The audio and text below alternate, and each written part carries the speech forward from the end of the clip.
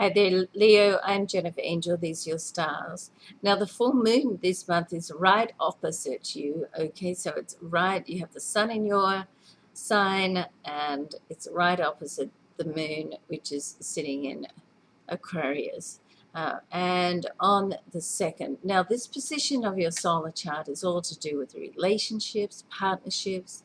Um, it's traditionally a intimate love area. However, it does take in relationships and partnerships, right through, all through your life, and it depends on how, um, what other aspects are happening in your chart. So let's have a look at that. Now, well, first of all, before we move off the full moon, I mean, full moon time is one of those periods where it can really just shake your life up a little bit if your life needs to be shaken up, okay? So I always like to think that with the full moon, if there's any cracks in there in relationships, then it can provide the energy which provides the catalyst to bring those cracks out in the open so you can deal with them and heal them and set them right and move forward, okay? Because if you don't deal with the cracks, then they only get bigger and it can pull you apart in the end, okay? So you don't want that. I mean, whether you decide to move away from somebody or not is neither here nor there, because if you make that decision, you want to make that decision from an informed point of view, not from not from a bust up or a huge blow up that you're not in control of, okay? So you want to deal with any issues in your life. It's always better to clear the air, as they say. That's a great term, clear the air. It's like clearing the energy. That's what it really means, okay?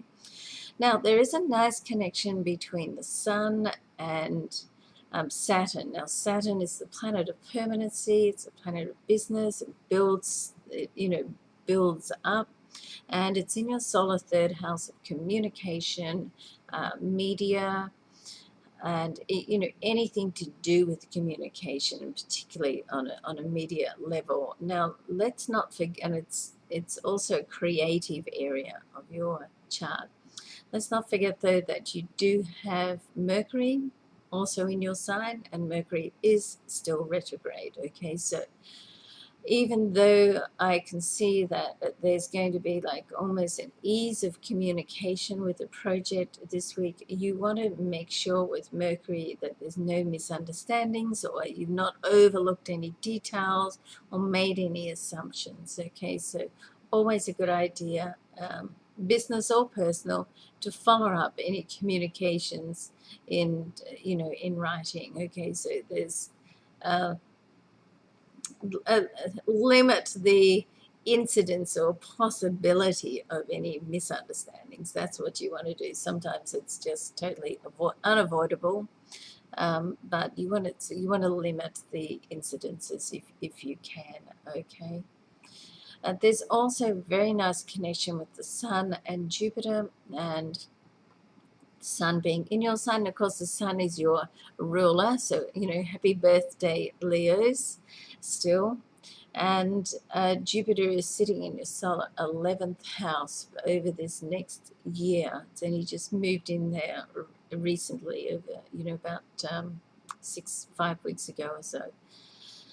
Now, in this position, it's a good area for you to connect with people. So you want to, just connect with the people that, well, number one, you resonate with, two, that you respect and have a similar values in life, and three, the people that can really help you in ways that you can get ahead over this next year, okay? And that's all very possible with this connection this week, and all very possible over this next year, okay? So things are looking up for you, Leo, okay? All right, have a great week. I'm Jennifer Angel. Thanks for watching.